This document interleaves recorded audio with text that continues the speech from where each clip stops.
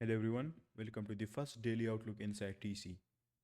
Now, just like I mentioned in the introduction video, the daily outlook will consist of a top-down analysis from the 4 hour down to the 15-minute time frame, along with any other daily, weekly, or monthly time frame price action analysis if it was necessary. Now, in the weekly outlook that I uploaded yesterday, I highlighted this monthly fair value gap is our drawn liquidity, right? And yesterday, you can see that on Tuesday, yesterday, we successfully reached it. So now that we've hit this drawn liquidity and we've reached it, the next objective for us is to figure out where price is likely to go next and what we can reasonably expect for price to do, right? Now, in these type of conditions, the best approach is first of all to stay risk off and wait for a clear and tangible price action before making any decision or reaching any conclusion, right? Now, for this week, our weekly objective has already been met. We've reached the drawn liquidity, which is this premium, which is this, not this, which is this premium fair value gap, right? We've reached it. But we still have 3 days left, like Wednesday, Thursday, and Friday. And we've also got NFP this week, right? Which means that there's a possibility for another expansion leg on the lower time frame, not on the higher time frame, but an expansion leg or a swing move on the lower time frame because we've got NFP. Now, our job is to determine where that expansion could occur and where that expansion could go to, right? Now, when it comes to NFP day, I personally treat it as a risk off day. I never trade, I never trade on NFP, CPI, or FOMC days, right? It's just not worth the volatility and the unpredictability for me.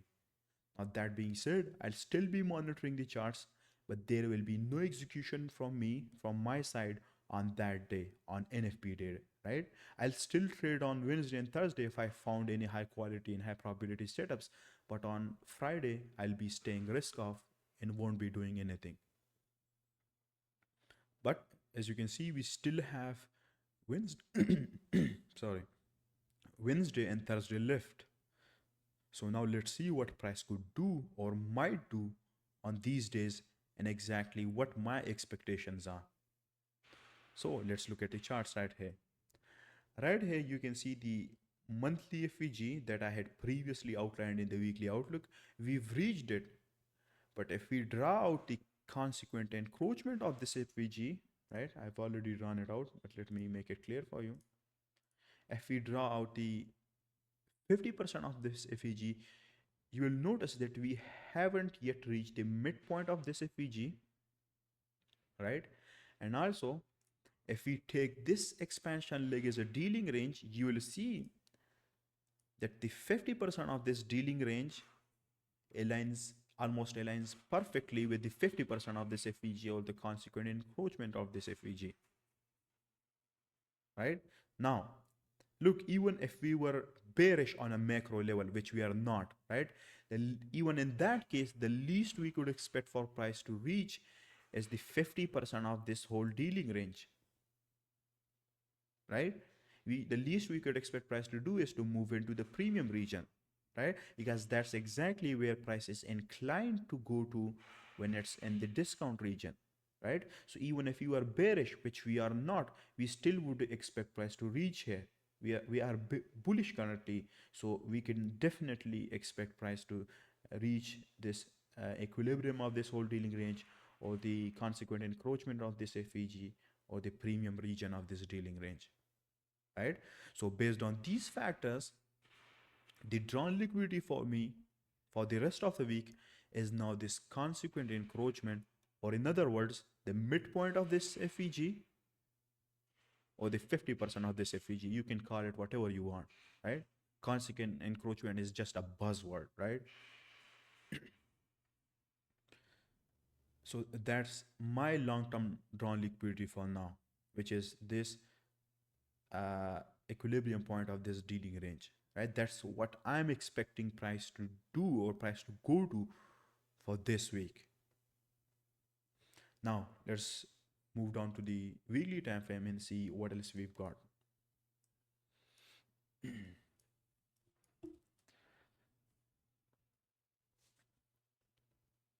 You can see that on the weekly time frame, the narrative in the market context remain the same, right? Price has taken out this discount swing high. The reason I've called this discount swing high is because it's obviously in the discount region of this whole dealing range, right?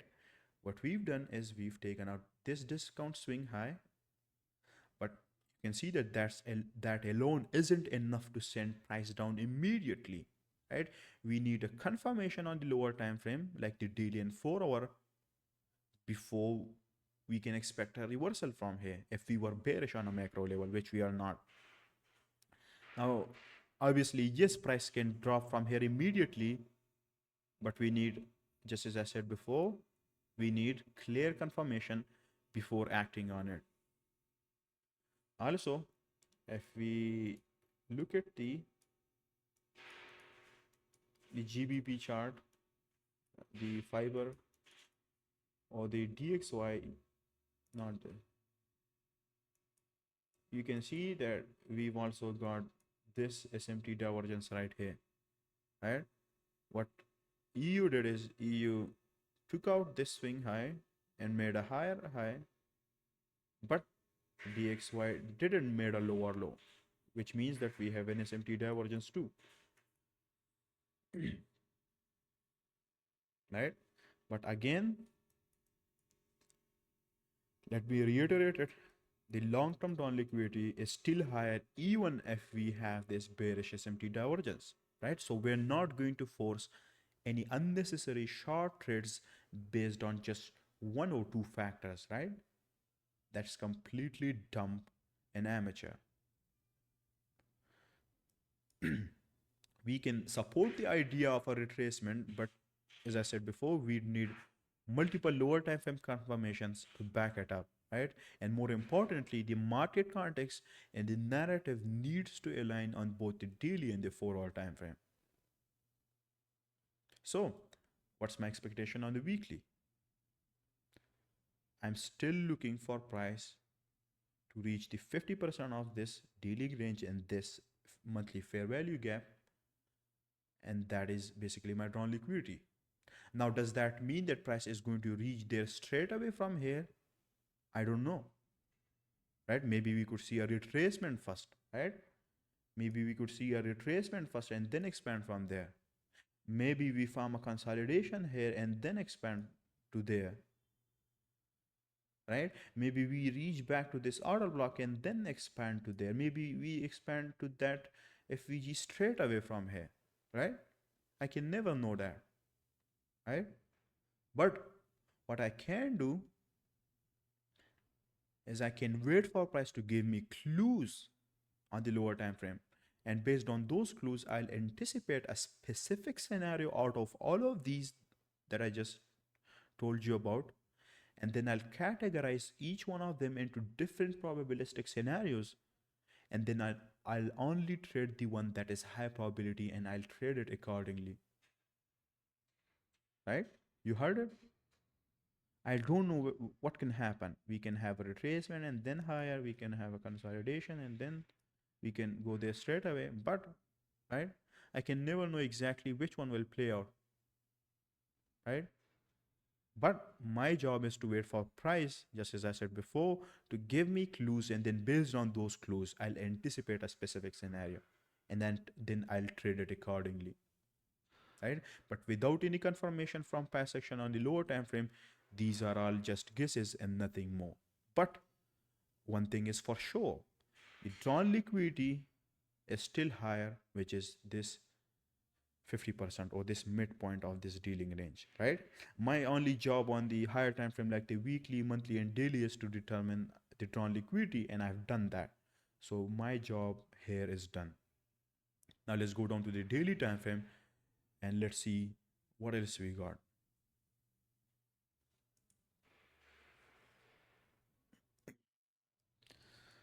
On the daily time frame, you can see that we've had this case of death sequence here, right here, and after that price expanded higher and reached the drawn liquidity here, right, and it took out this swing high.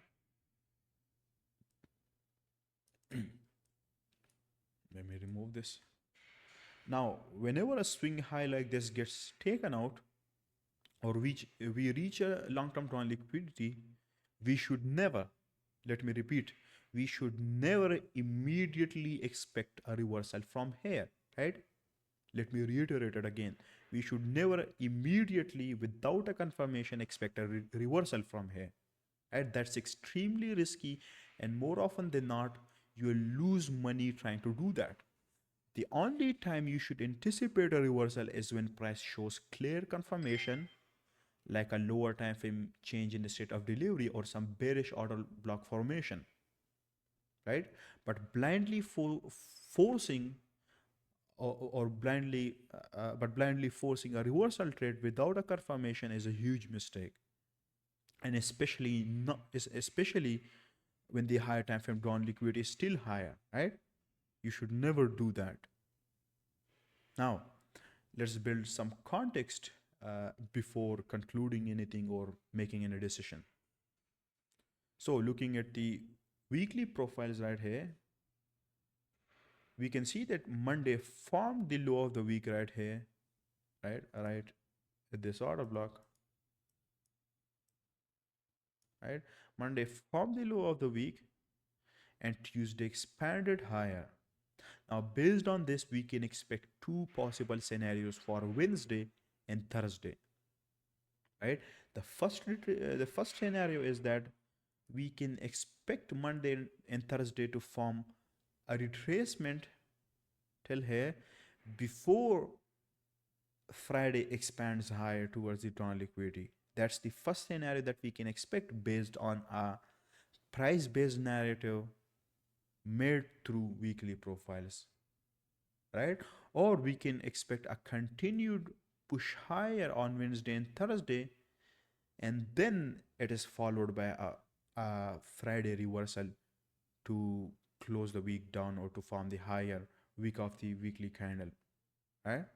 These are the two scenarios we can expect price to have based on weekly profiles, right? But now we need to go to the lower time frames and figure out which one is more probable based on a proper narrative and proper market context. Now if we look at this price section right here, you'll notice that we've got a daily fair value gap above this swing high. Let me write out, right? We've got this daily fair value gap, right? Now if we take this expansion leg as our dealing range, you will see that this FVG is inside the premium region and near the optimal trade entry or the OTA level of this dealing range, right? And you can see that the OTA level or the premium region is usually a good place for retracements to occur or for price to react off of key levels, right? This is a premium key level, and maybe if price tests it, we can then expect a Wednesday retracement, right? But obviously, as I said before, there has to be a proper narrative and market context, and this alone, this factor alone, or this key level alone isn't enough to force or to make price move lower, right? So let me say it again.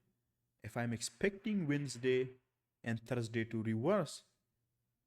not reverse, to retrace before Friday expands higher, then I'd want price to at least test this FVG before considering any further expansion higher, right? Now I won't straight away force any bearish trades here, right? I'll wait for a lower time frame confirmation. Now does that mean that price can't reverse immediately from here without taking this reaching this FVG? Of course it can, and it might, but that's not a high scenario or high probability scenario right now. The best thing for me is to wait for confirmation and wait for price to show me clues, right? Now price might reverse straight away from here without testing enough any of this, right? Or without reaching the drawn liquidity, and that's completely fine. I just won't trade it, right? Our job is to stay out until everything aligns, right?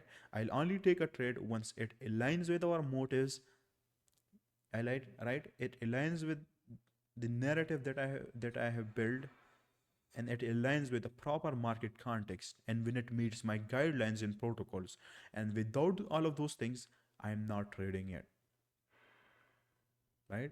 The reality is that there are going to be hundreds, if not thousands, of moves and expansion legs that won't align with our guidelines and protocols, and we will miss them, right? And that's completely normal. That's part of the process. Your job as a trader is not to catch every move. Your job is to exploit just one high probability swing or leg, expansion leg, and that would be more than enough for the week, right?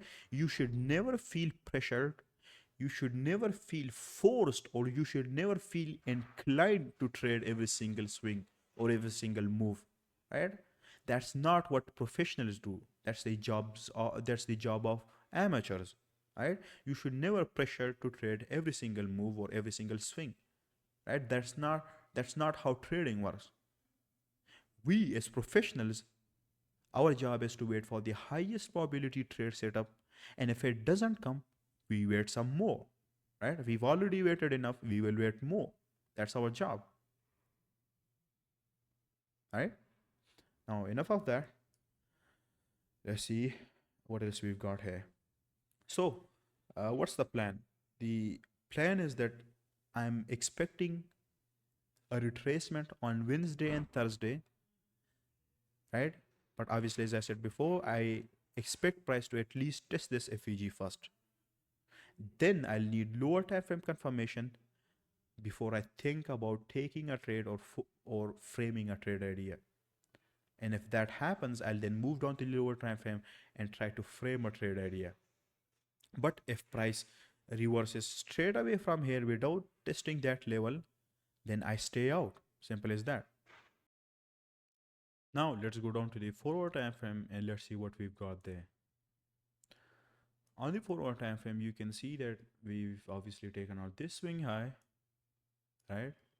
And we've got that daily FEG right here, and then we have this monthly FEG right here, and this is the 50% or the consequent encroachment or the midpoint of that monthly FEG, right? Now, now right here is where most traders mess up, right? They immediately start framing reversal trade ideas from here, and in doing so, they get wrecked most of the time, right? Not always, but most of the time they get wrecked because they start immediately forcing reversal trade ideas from here, which never happens most of the time, right? Yes, sometimes they'll get lucky and catch a winning reversal trade, right? But that one lucky win does not justify making the same risky move over and over again, and forcing the same risky reversal trades from here, even when the drawn liquidity and the directional bias is higher, right? What matters is the bigger picture, right? And whether over a long track record, like hundreds or even thousands of similar scenarios, can you actually build a profitable edge from this sort of approach and this sort of approach of forcing reversal trades without any confirmation, right? Could you derive or build a profitable edge from that? And the truth is that you cannot.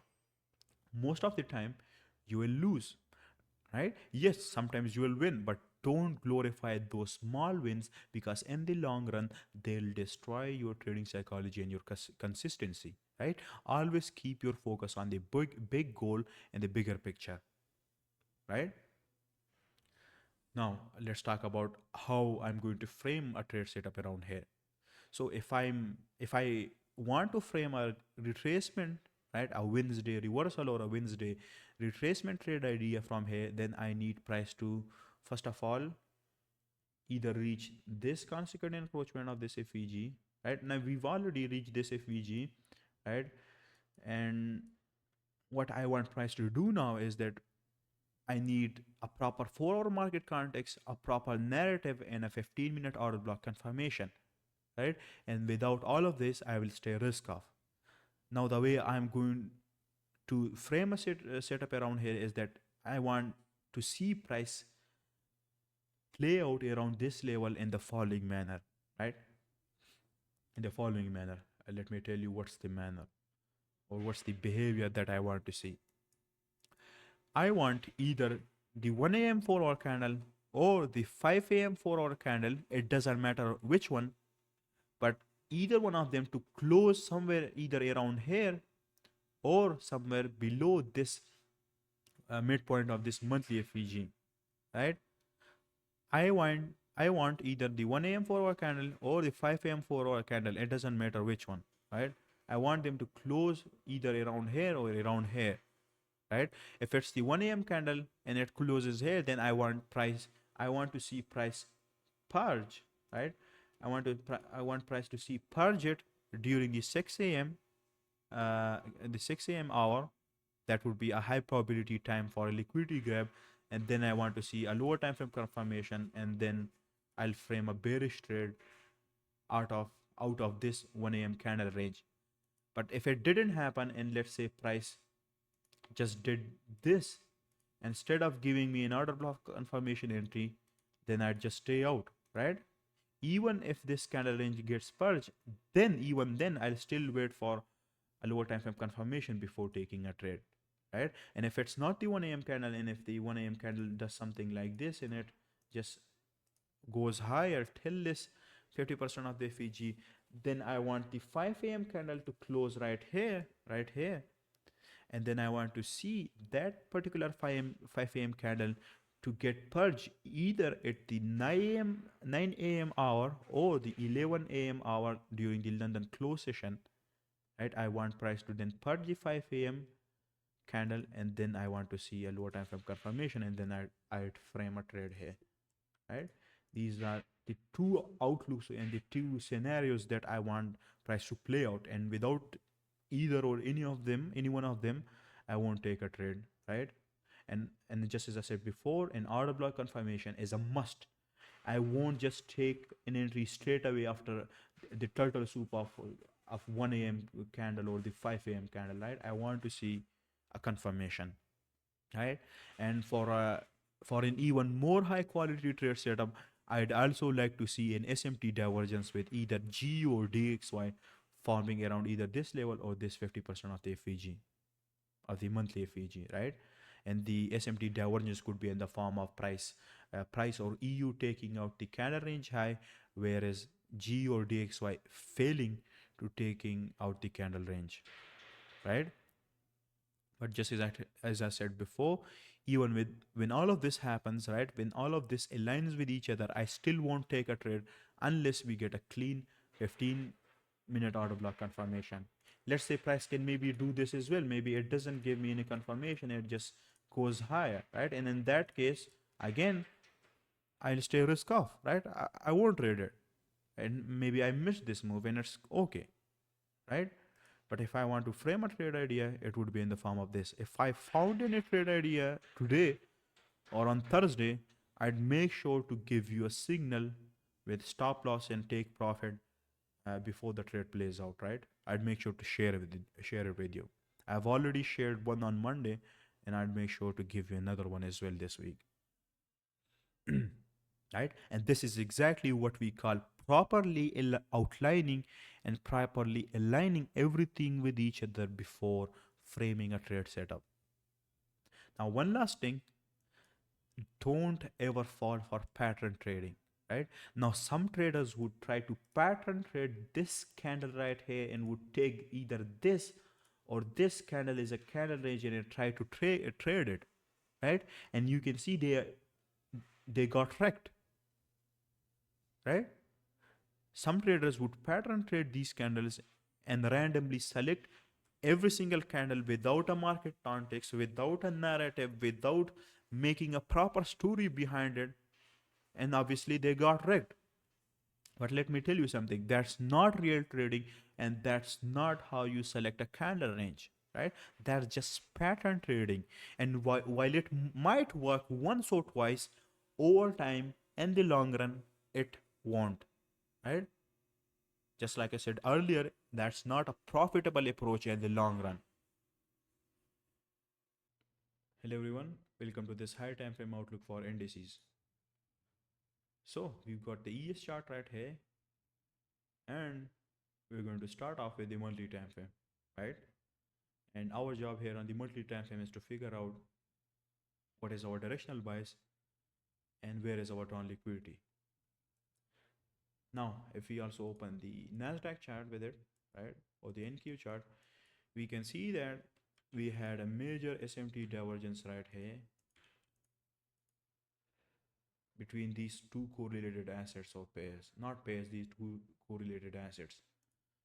What ES did is it made a higher high, an all-time high, and a higher high, and took out this high, but NQ or Nasdaq failed to make a higher high or an all-time high, right? And we had this SMT divergence, and this SMT divergence was one of the key factors, the key supporting factors, or the key catalyst that made price expand lower and form this expansion swing lower, right? Because of this SMT divergence, we had this expansion swing lower, right? And now that we've had this swing move lower, our job is now to figure out where this could swing could potentially go to, right? Meaning where is our down liquidity and where this potential swing could end, right? That's our job to figure out. Now to do that, first of all, if you look at this monthly candle right here, then you can see that what we did is we took out this monthly candle, right? We never managed to close successfully above it, right? We closed just slightly right here, but then immediately we had this empty divergence with Nasdaq, and then we closed inside. And because we closed inside, we then took this candle as a candle range, right? And now based on the key principles of a candle range, once the candle range high is purged, our target is first of all the 50%, and once that is reached, the next target is the opposing end of the candle range, right? So based on that, the least that we could now expect price to do is to at least take out this candle range low, right? And we've also got this FVG right here, right? So that is another factor for us. Our drawn liquidity is first of all this candle range low, and then eventually this FVG right here. That's the least we could expect price to do, right? That is the high time frame drawn liquidity on the monthly time frame. Now let's go down to the weekly time frame and let's see what else we've got. And again, you can see here is this is the candle range high. We took it out and then we expanded lower, and this is the SMT that we had, right? With Nasdaq, it made a higher high, an all-time high, and then it expanded lower, but NQ failed to make a higher high. So now that we've expanded lower till here, I'm still expecting, and I expect price to continue this bearish swing in this bearish price section lower till we take out these equal lows on the weekly time frame and test this monthly FVG and eventually this weekly order block, right? Let's see the NQ chart and let's see if we've got anything significant there as well. And again, right here, we've got these equal lows, and our targets is first of all this low right here, and then eventually this low, and maybe we could then test this order block as well, right? So these are our targets for Nasdaq and DS. Now let's go down to the daily time frame and let's see what else we've got there.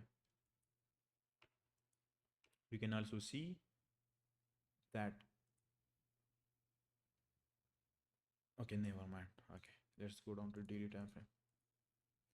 So We expanded lower, and now what price is doing right here is that it's generating even more liquidity above the candle range low and above these lows and above the fair value gap, and it is basically in the kiss of death sequence, right? It's basically in the kiss of death phase to generate more liquidity and then have its last turtle soup, right? And maybe with that it tests this order block, and then it will expand lower to take out all of this liquidity that it has generated. That's at least what my expectation for ESR, right? We've got this opening gap right here that also could act as our potential drawn liquidity, right? That's what I'm expecting ES to do. Let's see if we have anything significant here on NASDAQ. Again, these are the draws on liquidity, and we haven't had any SMT divergence either, right? And that's what I'm expecting price to do for both NQ and ES. Let's see what is price telling us on the 4-hour time frame. So these are the equal lows that I had selected is my drawn liquidity on the higher time frame, right? And you can see we've got this expansion leg right here. We can take this is our dealing range, and you can see that we reached the premium region of this dealing range, right? We had this FVG. It's already tested right here once, but I expect price to retrace higher till this OT region of this dealing range, test this FVG right here, and then maybe we can expect price to expand from there lower, right? That's one of the scenarios that I expect price to do. Maybe it can straight away expand lower from here. Maybe it can do that as well. Or maybe we reach this FEG, reach the OTE, and then expand from there. And with that, we would also have this candle right, as a supporting factor, and we could potentially take this as a candle range. Right? This is what I'm expecting ES to do. And maybe it would be a lot more preferable, and it would even add more quality to our narrative and our setup if we had an SMT, right? Let's say price takes out this candle's high, and NQ fails to take it out, then that would be an SMT divergence that would act as a key supporting factor that would make price expand lower. That's what I'm expecting price to do, right? That's my expectation and anticipation for ESR, right? While price is around here, I'm not going to touch it, right? Price is forming these inside bar candles within this huge candle, right? So I won't be expecting, not expecting, I won't be doing anything or executing any trades unless and until we take out this candle range high or its low, right? And currently it's forming this consolidation price action, this ranging price action, these inside bar candles within this candle. So it's not high probability price action for me currently. I would need it to do something like this in order for me to consider it or deem it as high probability price action, right?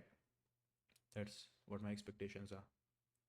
Or maybe price can just go there, I don't know. But the highest probability and the most probable direction for prices to expand towards these equal lows and take out the liquidity.